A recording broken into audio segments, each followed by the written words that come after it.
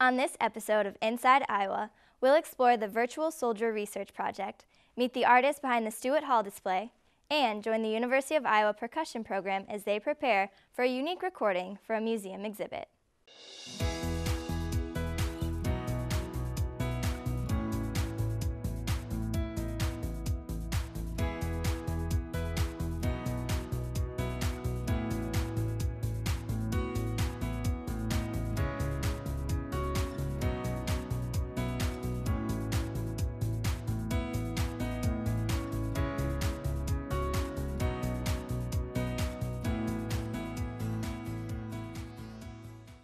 Hi, I'm Haley McMiniman, and welcome to another episode of Inside Iowa, your guide to the latest news and events that are happening on campus. Did you know the University of Iowa created the Virtual Soldier program, a modeling technology that predicts human posture, motion, and other functions in a physics-based, three-dimensional real-time environment, which is used for research to keep our military safe. Marine veteran and student David Bine helps bring the 3D character Santos to life. Mechanical engineering student David Bine came to the University of Iowa after serving in the Marines.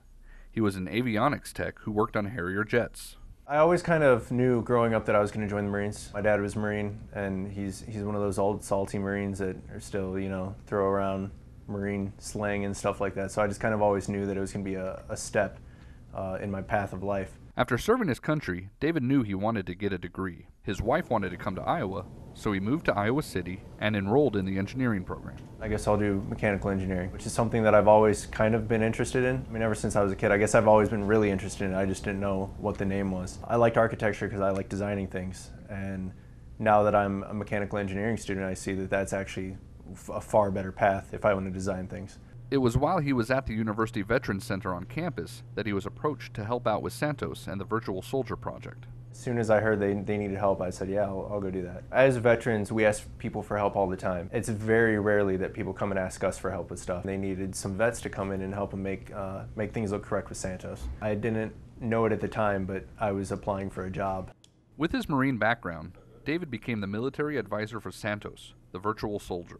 He works with biomedical engineering professor Dr. Kareem Malik, who is the director for the Virtual Soldier Research Program. The virtual soldier is a human being that we make live on the computer. We want to make him as real as possible, as lifelike as possible, to answer questions for us that we can't answer.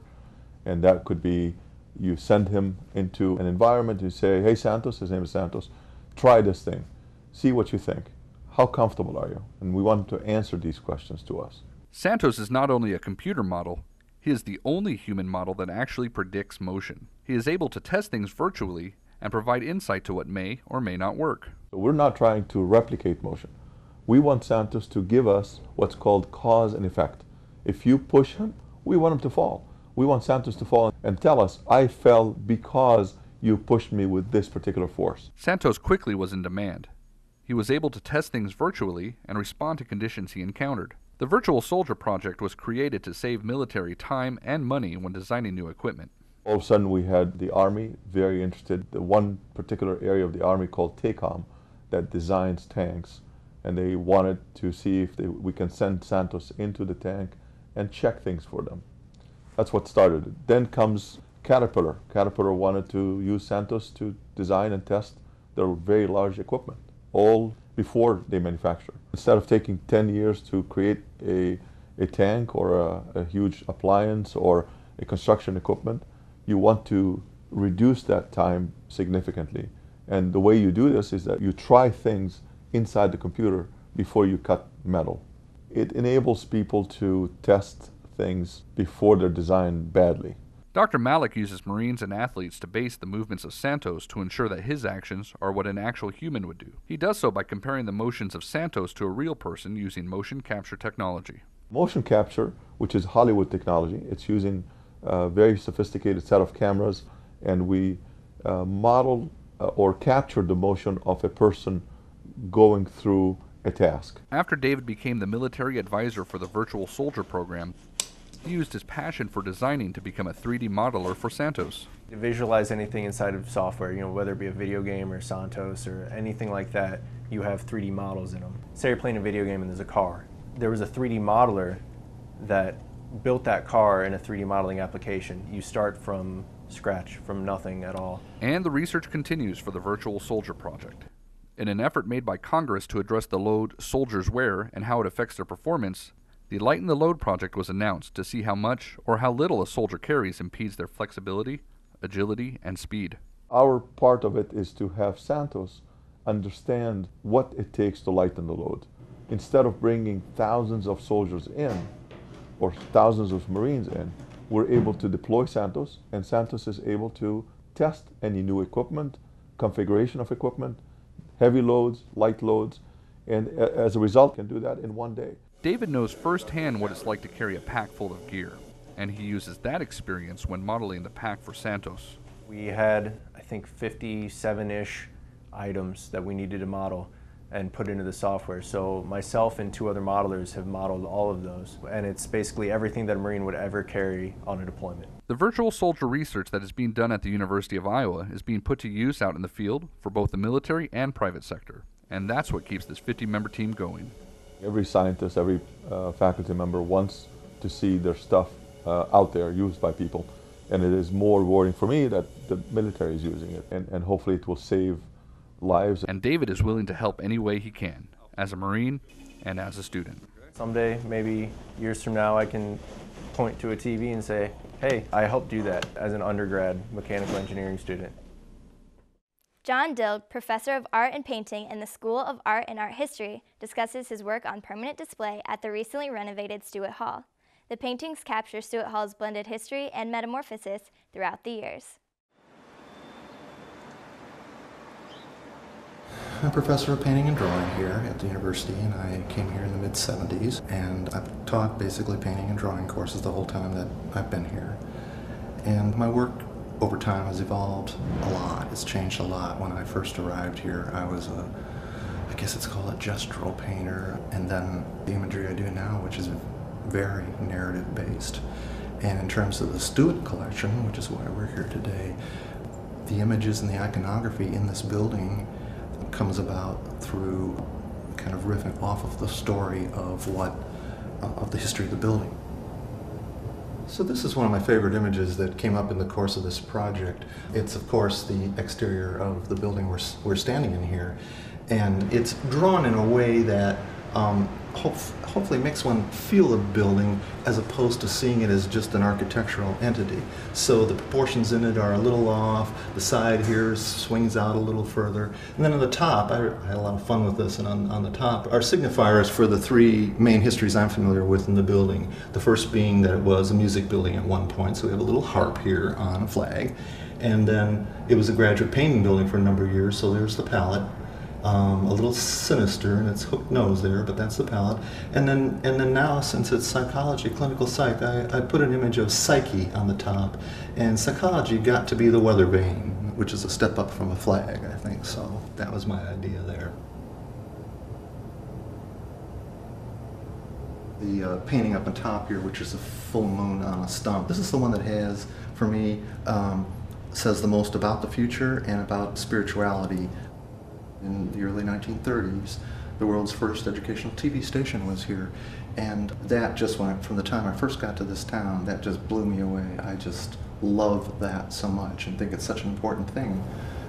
This little image over here is a nod to my mentor, Byron Burford, who was a longtime professor in painting here.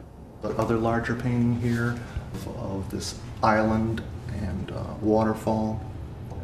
And its regenerative and spiritual properties, the full moon, and then something in the landscape that draws attention to the figuration that both the landscape and we as human beings share. So this painting is also tied very directly to the structure and to the building. For this project, I had the idea to draw this very large palette.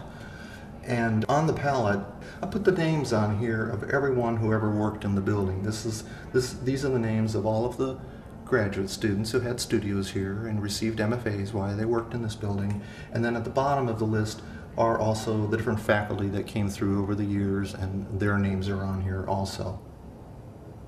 I taught painting here for 25 years, and taught a lot of graduate students, or worked with a lot of graduate students in this building. And in the last year that we were, last few years, we couldn't even get a window pulley fixed. The building was in such bad shape. And now the building is so beautiful. And the fact that the university was able to save this building and do something with it is great.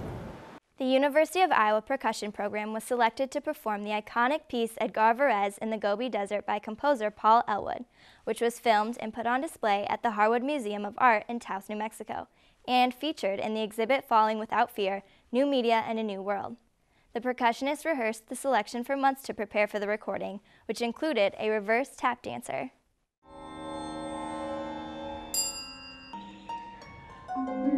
The University of Iowa percussion program is performing the piece Edgar Varese in the Gobi Desert by Paul Ellwood. The performance will be recorded on video and put on display in the Harwood Museum of Art in Taos, New Mexico. We're doing a filming of Edgar Varese in the Gobi Desert, and it's a piece that I wrote almost 30 years ago. It's probably my most performed piece. I've been very lucky in that regard. This will be the first time that we've ever actually created a video audio document of the piece. The piece features many non-traditional percussion sounds, like aluminum foil, balloons, jars of water, bowed styrofoam, and even a reverse tap dancer who dances on Velcro.